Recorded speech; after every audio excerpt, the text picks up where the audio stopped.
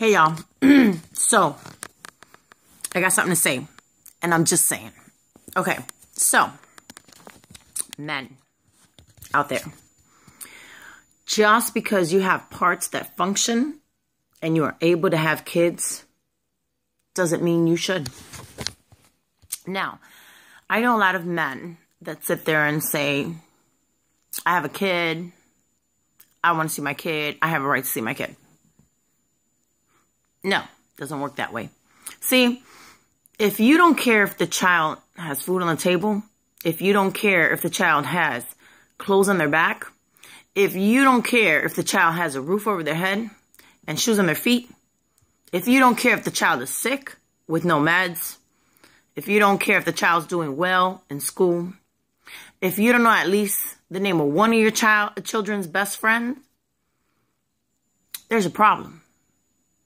You shouldn't have rights to that child. Just because God gave you the right to make him doesn't mean that you deserve to have him and see him. See, anyone can make a child. There's rights and there's responsibility. And those two should coincide. Now, do you have a right to make a child?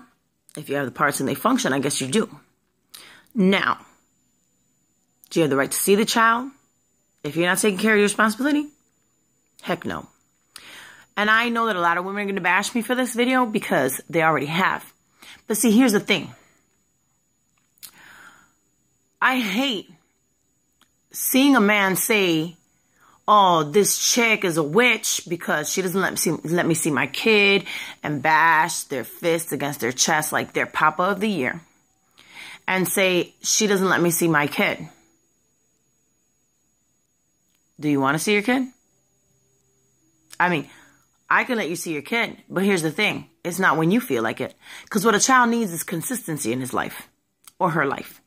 So how can you say that a mother is the one hindering the relationship with the father when the father comes around maybe once every 3 to 6 months to want to see the kid, and then has a hissy fit when the mom says no, and then goes crying to everybody and their mama saying, she's a witch, she doesn't let me see my kids. See, here's the thing. If you really want to see your kid, you would see the kid whenever she called you up and asked you to come get your kid. Because, hey, you want to be spiteful and you want to say, you know what? No, I'll see the kid on my terms. You're not the full-time parent. You're not the one dealing with the child day in and day out. You're not the one making sure that the child has everything that child needs. So why do you get to call the shots again? You haven't done anything. You haven't been around in months. Yet somehow you want to see the child when you want to. And that's it and that's that. And if not, then the mother's a witch.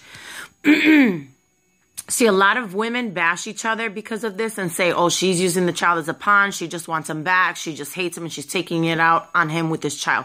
No, that's not always the case. See, sometimes the dad just doesn't care enough to be around, but maybe once every 3 to 4 months.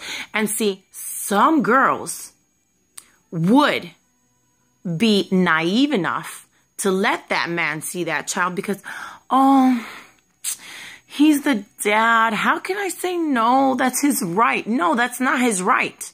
His right was to have the child. The minute he walked out on the child and didn't come around and check in on him for a couple of months, he lost that right. Now, here's the thing. By you allowing that child to be in that father's life, a father that's inconsistent, irresponsible, and doesn't care enough for the child to see to the child's every need or any need at all, then you know what? He doesn't deserve to see that child. See, because at that point, it's not about using the child as a pawn. It's about putting the child first before the man.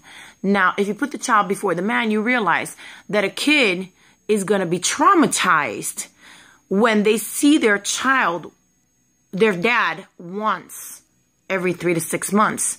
When the dad has them dressed with a backpack, waiting by the window for hours and at times days, and they don't show up.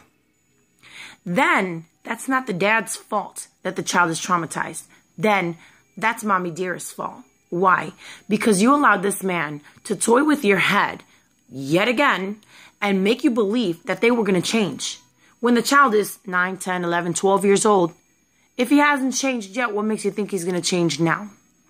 Now, women, get it together, okay? God gave you a child. You take care of that child as much as you can. You do for that child, and God will provide always. Now, here's the thing. Put that child before that man. That man may cry to you every 3 to 6 months and say, I want to see my child, but doesn't care if the child has clothes on his back, food in his belly. He doesn't care if he has a warm place to stay. He doesn't care if he's got shoes on his feet. He doesn't care if he's sick, has meds, has anything. You know what? That father does not care about that child. Not even once every 3 to 6 months when he comes around. So quit trying to keep up with the appearances.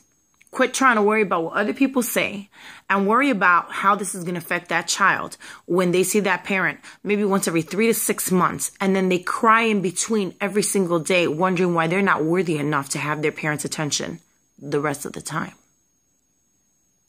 Now, I'm just saying, because I can do that. I have the right. I'm just saying.